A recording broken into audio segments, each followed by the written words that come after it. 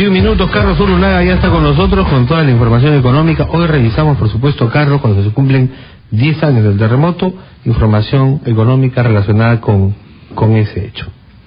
Sí, buenos días a todos, Pati y Ricardo.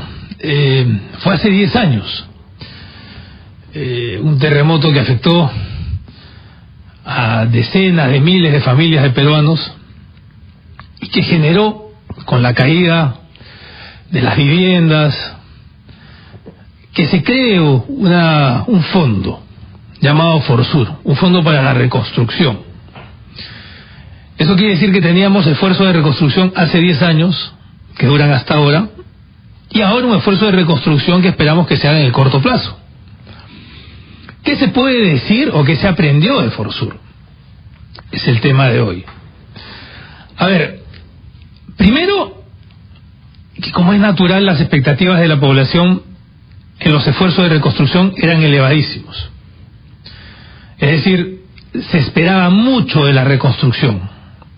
Y es importante hablar de las expectativas porque si las expectativas, lo que tú esperas, está arriba, y los plazos se alargan y se alargan y se alargan, para que tengan una idea, la Plaza de Armas de Pisco recién va a recibir recursos el año que viene, en el 2018.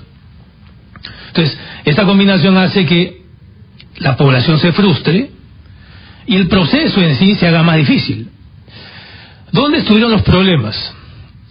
Forsur empieza con un directorio y a los 2 años se transforma el directorio en una presidencia ejecutiva. En esos primeros 2 años, con dificultad se culminaba una obra. Si hubieron 1000 proyectos aprobados, de los cuales un poco menos de 650 se culminaron, en esa primera etapa, esos primeros 2 años, un poco más de 100. Eso supone que el resto, 500 más, se hicieron en los últimos 2 años de vida de Forsur. ¿Por qué? Porque para transformar una idea en una obra, habían 13 pasos administrativos en la primera etapa. Cuando se redujo a la mitad los pasos administrativos de 13 a 7, se multiplicó por 4 la velocidad para hacer obras. Entonces, una primera gran diferencia. Otra diferencia, cuando la decisión entraba a un ministerio, la decisión podía jugar frontón, es decir, te peloteaban todo el día, porque no era prioritario para quien estaba en el ministerio. Por otro lado, estaba el tema de ¿y quién hace la obra? Porque recuerden ustedes que estamos hablando de espacio del territorio nacional donde hay municipalidades, hay gobierno regional, hay ministerios y hay una obra que hacer. Y no todos tienen la misma capacidad de hacerla. Y eso no lo entiende la población quiere su obra. Por eso es que en estas coyunturas se crea inclusive instituciones que estén por encima de los ministerios. ¿Para qué? Para que identifique a los actores que tengan la capacidad de culminar las obras, de forma tal que sea ese actor el que haga la obra, el que reciba los recursos.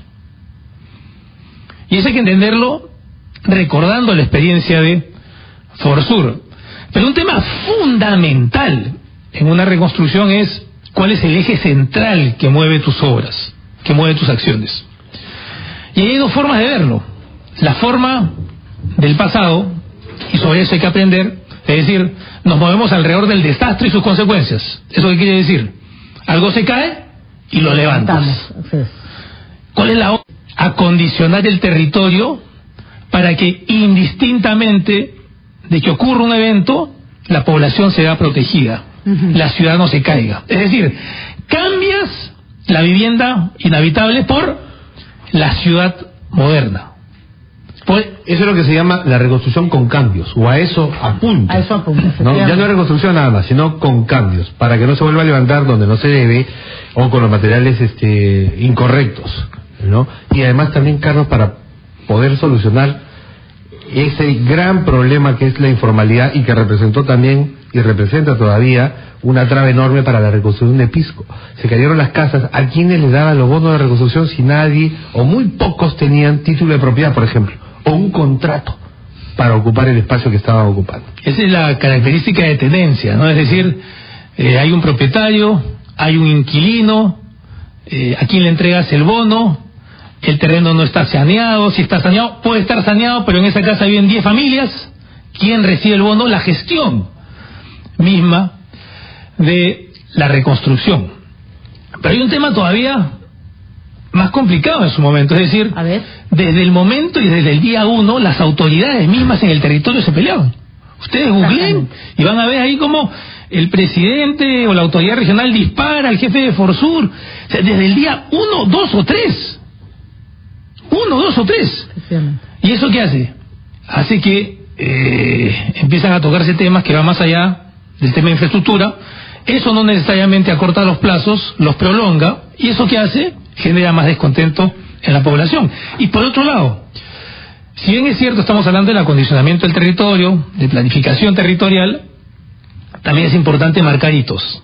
¿Qué quiere decir marcar hitos en reconstrucción? Por ejemplo, mencionaba hace un momento la Plaza de Armas de Pisco, la iglesia de Pisco. Entonces, ¿ustedes qué creen que hubiese sentido la población si se levantaban casi inmediatamente? En el marco de este gran proceso de ordenamiento territorial. Claro, el impacto, pues, ¿no?